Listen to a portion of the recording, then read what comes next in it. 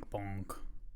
Hello, internet and listeners of the Nerd Ledger. We are the Nerd Ledger. We are the nerds. We are here. We are me, Cage, that guy, Chair. We are here. Well, here. We're here. We're the Nerd Ledger. Yeah. We're not very creative, so we just thought let's make a ledger for nerds. And what are you keeping track of on the ledger? The news and reviews and Yeah. commentary Yeah. that literally nobody but ourselves asked for. So, yep. Well, I mean, that's okay. People don't have to ask for something for it to be of value, you know? Yeah, absolutely. Yep. Yeah. Mm-hmm. Yeah. Yeah. Sure. Yep. Yep. Sure Yeah. thing. Yep. I need to tune in to my own show. There it is right there. Okay. Yeah. Do Um, not disturb, custom status. Put it out there. Yeah, well, we are Uh, here. We are here today on this glorious Thursday. Thursday. It's the California did that thing where it skips spring and it goes straight into summer. And now it's 80 degrees out. Well, So I mean, you know, we had the spring bit where like everybody is just fucked up because there's so much shit in the air and you're just like you can't mhm, breathe. We still have that yeah, going on. So yeah, but it's still it's getting hot all of a sudden. So yeah, yeah, yeah, it's 80 today. yep, So yeah, 80. it's not. I mean, it's not awful, but it's not pleasant entirely. So. Yeah. But yeah, what's been up with you? How's life been? Uh, Good. Studying for my LSAT in June. That's Nice. that's ha- that's really it's really happening. I told myself if I got like just the worst kind of horrible score, um, I'm going to go work at a Petco instead as the assistant manager. So we're looking for an assistant manager right now. So if that job's still Yeah. around, Um. even if I I fail miserably. on my mission to find a second job, I applied at a Petco, Yeah. as a Did they sales reject you? associate. They Did they? never even contacted me. Yeah, it's probably because you're way too overqualified. I don't know if that's true, bro. It's just a Yeah, I second. It's think a it is true. part-time Just job. viewers, if you're not sure, like he applied, our good buddy Cage here applied to Target, right? He applied as a shelf stalker. You and I, being people that smoke weed, like and engage in like general japes, know that shelf stalkers are usually not the cream of the crop. Some of them, I assume, are nice people, but they're not exactly like the top. They're not exactly like the number one paid employee in the building, right?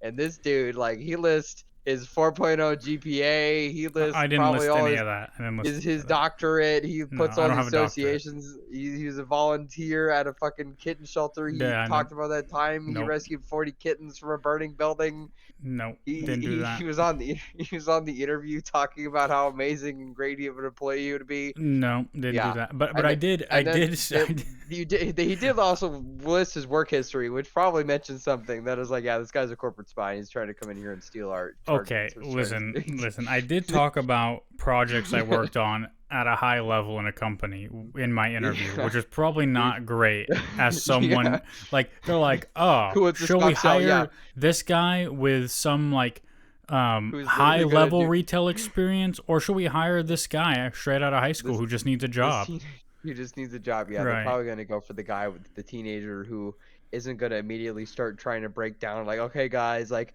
I appreciate your shelving strategies, but at my high level executive grocery Well, I job, mean, it's the we same learned more thing. important strategies. It's gonna be the same thing with my second job. I'm gonna start next month sometime. Where Yeah, I promise you, like I think I'll get through the summer and I'll have to quit because if I do any longer than that, they're just gonna want me to run the place. Let's be honest. yeah, Like the only reason that well, I mean you already know this, but like the only reason I left the harbor we worked at before is because they said I couldn't move up anymore, and I was at that point already doing the boss's job. yeah, So like, you know, like if I'm gonna work at a different marina, at some point they're gonna be like, "Hey, yo, you know stuff, man," and I'll be like, "Yeah, I know stuff. yeah. I've done this job before." So, Yep, but yeah, no, Petco never responded at all, and bro, I was just yeah. trying to get a second job. But Home Depot never responded to me either. bro, I What don't did you apply to be like one of those dudes that walks around Home Depot? Like, just no, man, no, just like dude, a no. store clerk, yo, like a normal They don't, person. because you're like way too overqualified. That's like the problem. They don't want they don't want a manager down there. They don't want someone that realizes, I'm oh, not I'm a gonna be running this place. manager. I'm not a leader. All right. But they This know, is but see, this they is the just make problem. assumptions that they make assumptions is like the problem though. They're gonna make assumptions like Within my own company, the biggest piece of feedback I've gotten from interviews is about my leadership, because they ask leadership questions in all my interviews.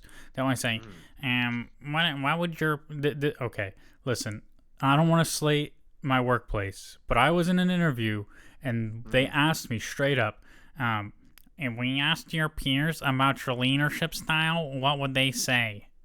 I said, and listen, I give a terrible answer. I'm not gonna lie, I give a terrible answer, but in my brain heard that question and immediately thought, what a stupid fucking question. And the words that came out of my mouth were, I don't know, I haven't asked them. yeah, they're Like, probably gonna your leadership style is very direct. That's what they would probably put down in that box. I mean, like, I followed it up with something like, well, they'll probably just say like I'm helpful and like, because for me it's like I don't view myself as a leader, which is probably a bad thing to say in an interview, but I don't give a shit, because like I am there to do a job, and no matter what the job is, I'm going to do it, and I'm going to make sure I do it well and successfully and efficiently. Like, that's my philosophy on life. Like, that's how work is. You work hard. I don't need to be passionate about something to be good at something. And so I know that's, again, not something you say in an interview. But because I spoke with my boss too after an interview one time, and I was like, they're like, well, is this a position, like, is that position something that you're even interested in? And I said, she told me never to say this in an interview, which I won't, but, and she's like, it's okay, like, to say it to her, because it's like it's for feedback or whatever, right? Yeah. And I said it's this. I said, no matter what the job is, my answer to you is no. I'm not that interested in the position. What I'm interested in is learning and growing and challenging myself, because that is how I become successful. That is how I become a better person. That is how I become smarter and better in every way. I'm interested in that. I don't give a shit what I'm doing. And she said, never say that in an interview. Yeah. But that's the truth. Like, I don't care. Like, work is work. The problem is, like, a lot of these old people don't want to hear the truth. That's like the problem, like they don't like, because, like, again, like, a problem is, this is like me going like way beyond the fourth wall in America here, but most of the people are not working the jobs they want to work. Most of the people visualize themselves as like, crazy rich successful people, and then eventually you just settle into a job, and then that's the job you just kind of get stuck. Well, but that's what I'm interested in, is becoming successful. Like, that's what interests me. I don't care what I'm doing. I just want to be successful. And like, there are things that I do enjoy, but they're not work to me. I enjoyed this, talking with you, podcasting, right? I enjoy making music, right? Like, I can find the things in life I enjoy doing, and I can do those things, and all that other work is work. I don't like, and that's why I think in most interviews I'm not great. Like, I've had some good interviews, but overall I don't think I do interviews well, because they're always like, what's an example of a time where blah blah blah? Bro, I don't think about that shit. I go to work, I do the work, I go home. Like, I'm not sitting there thinking about like, oh, I did something really great, I better write this down for my next interview. Like, bro, I don't think that way. Like, and especially when you're within an organization and being interviewed by people you work directly with, like, what I do. My skill set. What I'm capable of. Like, and I know it's an interview and I need to communicate those things, but like, come on now. Well, and you got problems too, again, with like corporate culture. Like, I'm sure even if your company like yours is like a little more has more progressive management style, maybe like it cuts a little bit above what normal companies. But a lot of people there are like at the top level of the company, want their company to be sucked off all the time is like the greatest company that ever existed in like the history of Everland. Yeah. And that's like one thing. That's one thing. That's why I don't do good in interviews, especially corporate interviews. Like, man, like if the company's like, wow, like how do you see yourself like impacting and change? Like, if everyone to like just get like some random fucking job, like go to Amazon, like if I apply like for manager there or whatever, that they're gonna want you to suck off Amazon. That's just a fact of life. Like they want you to like conform to like the corporate speak and do all that kind of stuff, and that's like just a problem like in this country that's been dealing with like since like the 80s, where Yeah, it's just in the the rugged corporate individual. world, they call it drinking the Kool-Aid. Yeah, like the rugged individualism and like the American rugged individualism and the corporate conformity really don't vibe well together, and it's a one thing that's always really confused me about like this country and like like a lot of more conservative leaning people who are like really big on business, but at the same time nothing is more like fascistic than the freaking business place where you're working under a guy who's called a boss who can literally take your livelihood for away from you if he feels like it. Maybe not and it's not like that anymore, but it really used to be like that, where you had to like it used to be how it was in Japan, where you had to like go do all these company events and stuff like that and be there and like applaud the boss and tell the boss how amazing they were. That's how it was back in the 60s, 70s, and 80s. And in some workplaces it's still like that for sure, especially on Wall Street where they're like, they just these old dudes that made a shitload of money that just don't want to let go of their companies that just want to get sucked off all the time. It sucks. It's very strange corporate culture here in this country. It's very strange because it's kind of like Japan, but it's just hidden. Like it's very well hidden. Like the depression and like the suicidality and like the things that they try to just not have directly attached to. Oh, this person killed themselves because like their work life was too stressful. No, this person was just a generally stressful person and they killed themselves and had nothing to do with their work life. Yeah. Like they literally they make the attempt to detach that, and it's very disgusting to me, and it's very strange. Well, it's because we as people make an attempt to detach those things, right? We detach ourselves Yeah, from a lot of things because it's easier to detach than it is to process and go through that shit. So, I mean, yeah. that's unfortunately the reality of things. Yeah, it's like So in law, like the judges, the judicial temperament, where you're supposed to be 100% neutral in all situations. never happens. That's it never happens, never. Like it's a lie. It's essentially just a lie, and people lie about it. And like I worked in the courts for 3 years, so I know people just lie about it. Yeah. They just say they don't have any strong feelings in the matter because that's what it seems like to appear to on the court record. You know, and then everything you say off the record is off the record, and no one can actually say, yeah, you exactly said exactly that. You know. Yeah. Yeah.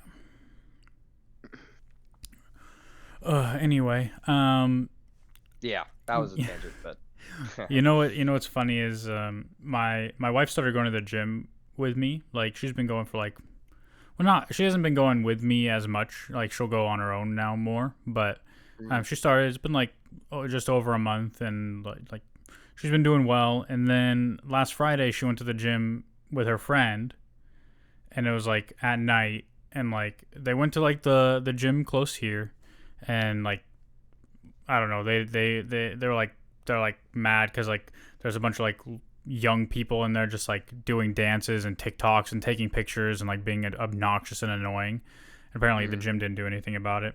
And so they're like, oh, we're gonna go to this other one like 20 minutes away. And I was like, what the fuck? All right, like at that point, bro, just give up and go home.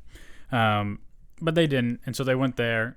And then my wife got injured because she was like she was doing like squats kind of, and her arms were in the wrong position on the bar, and like when she went to re-rack, like the bar pulled down on her arm, so she injured her shoulder. And mm, so like she ended up going like the ER, and like I met her over there, and that was a whole adventure. um mm. but it wasn't a terrible ER experience because, bro, you go to the ER on a Friday night in fucking Midtown, like you expect Yeah, to not a be big. there forever. But we were only there for like 3 hours. So it wasn't terrible. Like, to be honest, like it wasn't like we weren't there sitting there waiting forever. Like they just had to like do an X-ray and whatever and make sure she wasn't gonna like her arm wasn't gonna fall off or something. So, but that was an adventure, and like it's it's sad because like she's actually enjoying lifting weights and stuff, so she hasn't been able to lift weights. It's fine. Just do like just walk and get your steps in and whatever, and stay Yeah, on the right cardio. path. But yeah, Cardio, man. Get your steps in. Cardio is king. Like that's the only reason I'm healthy at all. Cause I eat uh, like I mean, trash. hard disagree, but Yeah, I think cardio is king. cardio. I think steps are important. Like I think it's Mm, important to like make sure you get like a good amount of steps every day just by walking. But like I think I mean scientifically, if you want to like lose weight and keep it off, you need to lift weights. yeah, Like you need that's. to build muscle because building muscle long term will burn more calories to maintain than cardio will. I Because got all like my muscle in my calves. That's all I need to know, yeah, baby. They're Yeah, thick as fuck. cardio you burn, and then your next meal you put those calories right back in. Yeah. So, I mean, you Exactly what still it's like. continue to burn some stuff with cardio like after the fact, but like Or if you do what I do, and you walk 7 or 8 miles, that burns like quite a bit for yeah, like 10 yeah, miles. Sometimes I go like 10 miles, or you just burn such an excess that you'll like, take in. And if you do it back to back, you'll burn a lot, like a yeah, ton. yep. I just think, man, walking is like, we see all those videos and photos of it back in the day. I just think the fact that everybody walked everywhere was generally the reason why people were more skinny. They did eat like pigs. Like, we have the recipes from back then. They dumped sugar and butter and everything, gallons and gallons and gallons, but I Yeah. just think that, Well, we also ate. walk, I mean, they did, but ate, they also ate a lot less of it. yeah, they had one or So two meals a day instead of 3 square meals, like they yeah, would mainly have breakfast and supper, which is usually the thing. Um, yeah, yeah. yep. But anyway, also I've been catching up on Shogun. So I don't Oh, know. that's the FX series, right? Yeah, I don't know if Yeah, you're it's on Disney. yeah, it's on Disney Plus if you have a Hulu membership or Let me check subscription. it out. Yeah. I think there's still one more episode coming out next week, but Mm. it's almost done. So I'm 5 episodes in, and there I think will be 10 total. There's 9 out right now. Um, but yeah, if you watch it, we can talk about it. My wife started watching it, and then she decided she wanted to read what happens in the book, and so now she doesn't want to watch it because she read the ending. Yeah, after I'm watching Fallout right now. Like I Oh watched an yeah, that episode. just got renewed for a second season too. Yeah, everyone says I enjoy it. I was actually wondering if you're interested in writing and watching it because normally we watch things like, and I don't know, the comic book or anything like that, and then the comic book, and we kind of have that like dichotomy. So in this chance, Yeah. I know the Fallout games really well, and you don't really know Fallout at all. So, but it's also a very intensely graphically violent. So I'm not sure if you're into that or not. Oh, I don't mind it. So Like, yeah. um, yeah, for the most part, like I've seen very positive things around that show. Like Yeah. as far as reviews, I did see one headline that said Fallout isn't gay enough, and I thought that was odd. That's Um, just people being people, though. yeah. But yeah, other than that, I mean, I'm not opposed to watching it. So, Yeah. uh, Well, if you want to watch it, we can talk about it live on air. I'm more than happy to talk about it with you. I'm watching the yeah. finale tonight. I'm gonna go get a glass bottle of Coca-Cola to celebrate. Oh yes, 'Cause, yes. and Fallout, if you don't know, it's like post-apocalypse happened, and the only thing that was left around in huge quantities were Coca-Cola bottles, and they took the caps off these bottles, and it turned into like the currency that everybody uses in the wasteland. And Hmm. yeah, so. You Yeah, that's cool. Also, I don't know if I don't know if this is something you want to talk about, but Billy D. Williams, also known as Lando Calrissian, did an know. interview a couple weeks ago, where more or less he said like, if you're an actor and you're white and you use blackface, there's nothing wrong with that. Yeah, I don't know why people keep saying stupid shit like this. But my first response would be like, "Why the fuck did you ask me that question?" And the second response would be, "I'm not answering that because this No, is like." I think he I brought think it he, I up. think I didn't he read just it. I blotted. didn't. I need to He read the just, article, but he just blurted it out like. well, I think it's one of those things where it's like, it probably came about from a question because this is how the questions are these days. Like Tom Hanks came out and said like he would never do like Philadelphia again because like he's not gay, so he shouldn't play someone who's gay, kind of thing. So I'm sure it had something to do with like a question in regards to that.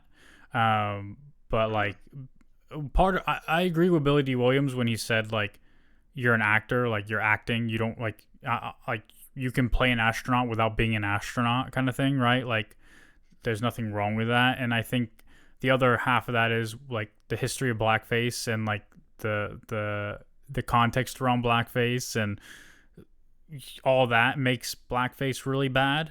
But also there's an argument, and I think in you have to like put these things in context and like really put them where they belong, because like it's easy to do slippery slope with a lot of these things, but like there's the argument that like if you're hiring straight people to play gay people or you're hiring white people to play black people or whatever, like you essentially what you're doing is you're taking those jobs away from those people, right? Yeah.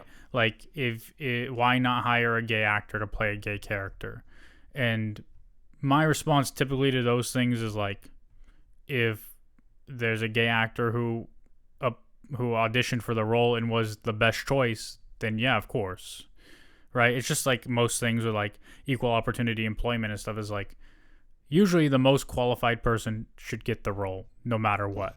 But obviously, like, there are, you know, like, that then shouldn't on the other end take away opportunities from other people that like deserve the role, that are like good enough for the role, right? Yeah, I feel like we're falling in the trap of talking about this. Racism is bad. Yes. Black people and white people should be able to act, and it really, we just don't. Let's just not do dumb racist things, and let's cast people for specific roles. And if they volunteer for that role, that's great. And if they volunteer for another role, that's great too. Yes. Yeah. I mean, you should never audition white people for the role of Black Panther, like, kind of thing, right? Like, that should never happen. But obviously it gets into other things with other groups of people, and it's like, how do you, like, I like, again, there's like a place for all that stuff, but anyway. Yeah. So Anyway. X-Men 97. Yeah, there was a lot going on here. Episode 6. There is a lot going on. There's a lot of, so something I've done in the past with talking about X-Men 97 is kind of like talk about comic book stuff. But I don't know if do you feel like that spoils things for people potentially, and maybe I shouldn't do that? Or do you I think it's hard to tell. I think is a good way to put it. Like, some people may find it to be a spoiler. Some people may find the commentary insightful. Like, there's different kind of things. Yeah, that's true. Well, all right. Well, episode 6 obviously is like, we go out to space. We have more of the spacey stuff, the Shi'ar, Imperium.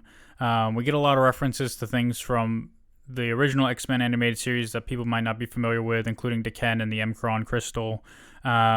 We have the return of Storm's story with the adversary, which is like the big owl thing, and Forge. Yep. And really that's like what this episode is about. So you kind of go back and forth between those two things. But we see the return here. First of all, spoiler warning. If you haven't watched the episode, we're going to talk about it in depth. So you should leave if you don't want to be spoiled based on this episode. But if you don't care, then you can hang around. And if you've seen it, obviously, hey, you're more than welcome. So, we see the return of Charles Xavier, who isn't dead. But again, if you watch the original series, you know he's not really dead. He was dying. They used telepathy to contact the Lilandra of the Shi'ar. She came and took him because they have special technology that could save his life. Clearly, they did save his life, but they couldn't fix his legs. Yeah.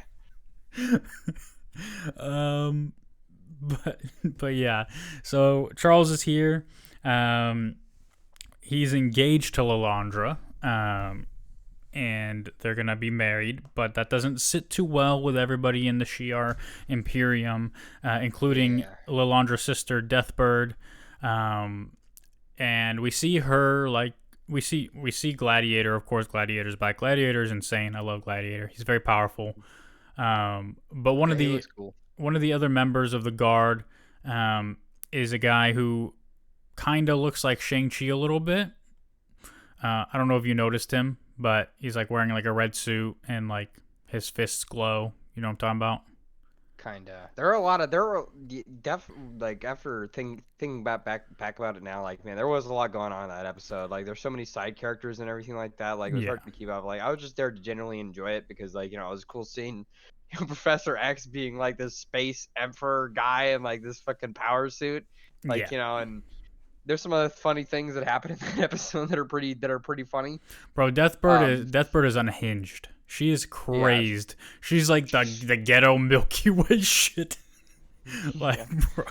Yeah, she's freaking yeah, definitely like she's being racist to like Earthlings. Like if you're pro Earth, don't watch this episode. That's all I'm gonna Yeah, say. yeah. Um, but that guy who looks like Shang-Chi, his name is Vulcan.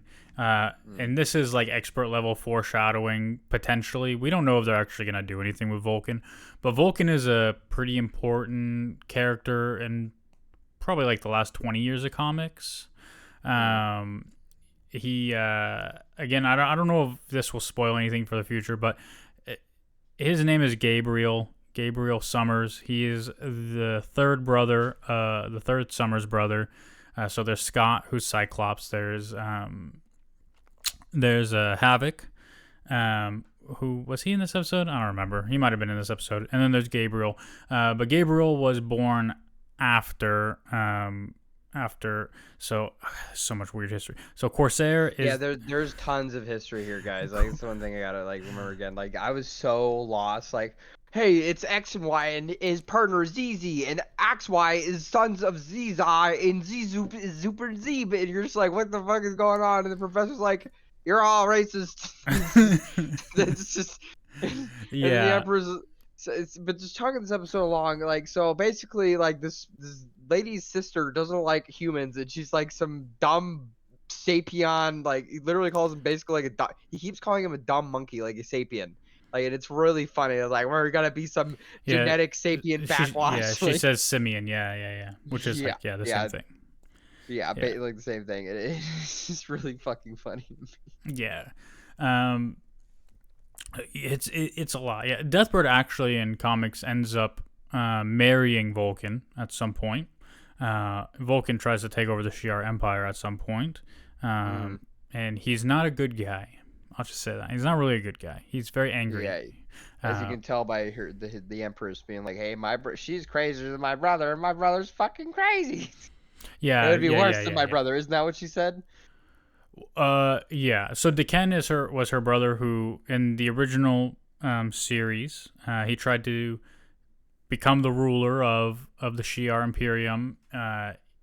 His name is Deken. He was using the Emicron crystal and he was going to trap people inside it, which actually again leads back to Vulcan because Vulcan in comics teams up with Deken to try to use the Emicron crystal. He does trap Charles Xavier inside it. Then he betrays Deken and kills him. and then and then Charles Wow. he's able to escape and get his telepathy back. There's a lot of stuff that happens in comics that's very odd, but Yeah. yeah, Deken is long gone in this series because he was in the original series and was defeated. But characters like that always eventually come back. Yep. But Lalandra is yes the ruler of the Shi'ar, and she's marrying Charles Xavier, and Deathbird's like, hey yo, unacceptable unless he gives up all his memories of that ghetto ass fucking planet and Stupid, his ghetto, bitch ass bad, X-Men.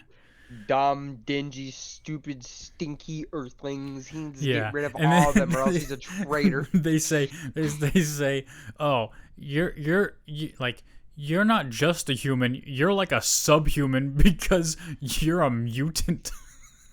And your legs are broken, you fucking cripple. She didn't say that, but I imagine that's what she would say. She had the fucking chance. Bro, she's so unhinged. They're just going Yeah. at him.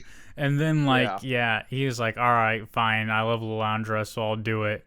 And then he decides, hey, fuck this shit. I am the fucking telepath here.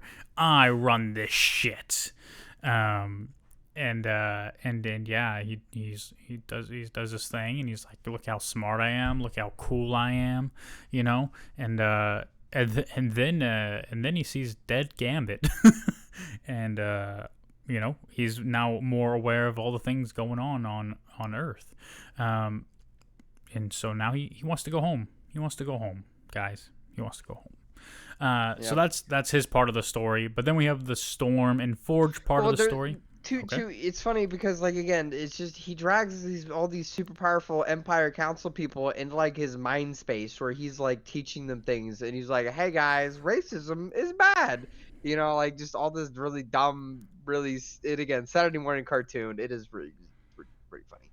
But still, like, I thought that whole sequence is really like just so campy and dumb. Like, hey guys, did you know that racism is bad and school's in session? And then he like holds his brain and does like the X-Men pose. Yeah. And it's funny because he's like willing to go through with it too to bang this chick. And it's just not until the X-Men is like, do you renounce being a human? He's like, yes. Do you renounce Earth? Yes. Do you renounce your X-Men? And then he's like, He's like, oh, but the X stands for Xavier. Oh, that's my legacy. yeah. Yeah. So, but yeah, then we jumped. Well, it's intermingled, but yeah, then there's Storm's story with Forge, and the adversary is like, "Ha, you hate yourself. Ha ha ha. Give in to despair." And yeah, Storm is like, "Nah, I'm good off that." But then the adversary like poisons Forge, and then she's like, "Man, but I love Forge somehow. I still love him, even though like he lied to me and got my powers taken away." Also, it's not made like it is here, but it's not like super clear. Like in the original animated series, like they explain why Storm is so claustrophobic. In here, like they exploit the fact that she's claustrophobic, but don't really explain it. So like people can probably tell, obviously, but that's like why she gets like trapped in like a coffin in the ground and stuff, and like that's why she gets scared of the tight space in the cave, right? Why Forge goes with her. Like she's extremely claustrophobic. That's like one of the things she really fears. So, that's present, and yeah, the adversary is just trying to like convince her that like she should give in to her despair and whatnot. Yeah. Give up and be depressed all the time. Storm is like, no, humanity is like, I don't know, it was pretty basic. It was cool. Like the demon looked cool, Yeah, and the adversary is like it is like a spirit demon, but it's also like a physical representation of like depressive thoughts, right? Like people who experience depression and anxiety, like these are the things you deal with every day. It's like this kind of like just give up, right? Like stop trying. Like it's worthless. You're worthless. Like like you don't matter. Like these are the things that like you feel every day. Yeah. And it's very difficult to get out of that mindset when you're in it, and the only person who can get you out of that is you. So luckily Storm realizes that she has like this epiphany that like part of what has been holding her down and holding her back is like she did toy with the idea of being human. Like she did kind of like that idea because despite being more or less a goddess, like her existence is a threat to people, and like no matter what, people will hate her just for being like, and that's also really hard, right? Like, and not something that it's something that a lot of people have experienced, and that back to the racism bad kind of thing, right? Like, and it's hard for me to connect with that, but I can definitely sympathize with that, right? Like this idea that like people hate you just because what you look like or what they perceive you are, or like I haven't really ever had to deal with that, which is kind of the definition of white privilege, but like not exactly. But like I haven't had to feel that way. But a lot of people have, and that's what I think, right? Even though the X-Men a lot of times can be like referred to as a thinly veiled metaphor for like dealing with racism and shit, right? But like it is more than that, but like these are the things that like matter, right? And these are things that people can relate to and be inspired by, and I think that is meaningful, and that has a lot of value. And that's one of the reasons I love X-Men, is because they're not afraid to challenge things and challenge how people think, and do it in a way that isn't like you're an evil person or you're awful because you don't think this way, right? Like I think they do a good job of that. So Storm, when she overcomes that's that, like a really core trait of X-Men, so it makes sense that this is kind of like a theme that they hammer down all the time. yeah. Absolutely. Once Storm kind of overcomes that, like she just, she gets her powers back. She goes fucking ham, bruh. Yep. She's going. She gets this nice classic costume that looks really good. It's very great, very good. And then she heals Forge. And then she turns on the news and she sees what happened in Genosha. And we also find out as an audience that a lot of countries are not open to refugees from Genosha because they're afraid that the same fate will befall them if mutants are there. Yep. Which, again, we're hammering this theme home. So it'll be interesting to see the next episode if Xavier's back in the next episode with his X-Men, if there's that kind of reunion or what happens. But I think we're going to definitely deal with the fallout of Genosha soon, probably in the next episode. And there's like what, eight? How many episodes left? There's 4 episodes left. So we're episode 6 and there's 10 episodes, so 4 left. Yeah. Be exciting though. I'm excited for I think they do a good job of keeping you on the hook a little bit, right? Because even my wife, like, she never watched the original animated series, but she's been watching this with me, and like she's like, these episodes need to be longer. She's like, these need to be like at least 45 minutes. I need more of this. I'm like, yeah, well. So I think they're perfect length for what they are, and like, I would prefer if they just dropped everything at once. Yeah, me too, to be honest, like, because there's so much going on, but it is what it is, Yeah.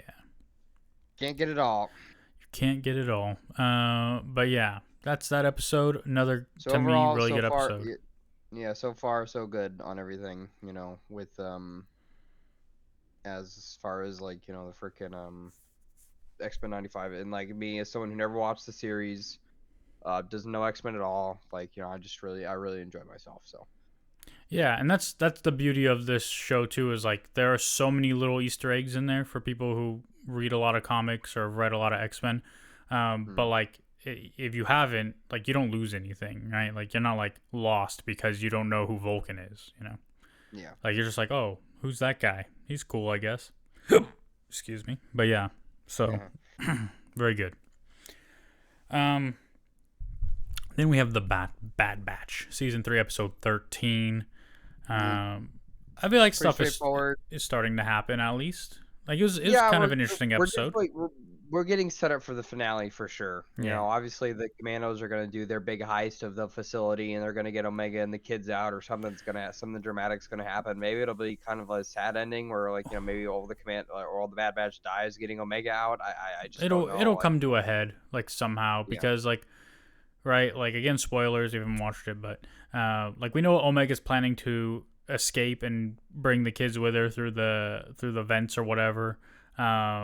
But like during that, like, the Bad Batch will probably come in and, like, at some point they'll meet up or whatever, like during the escape or something like that. That's most likely what's gonna happen. But yeah, I mean, yeah, this episode was also just very straightforward. You have the Bad Batch using the guy they rescued from the prison to break into essentially like this base near Coruscant to get the coordinates for Tantus, but they can't get the coordinates because then nobody gets the coordinates. So they're like, oh, this ship is leaving for Tantus, so we'll just like infiltrate it and whatever. And that's like the whole story for them.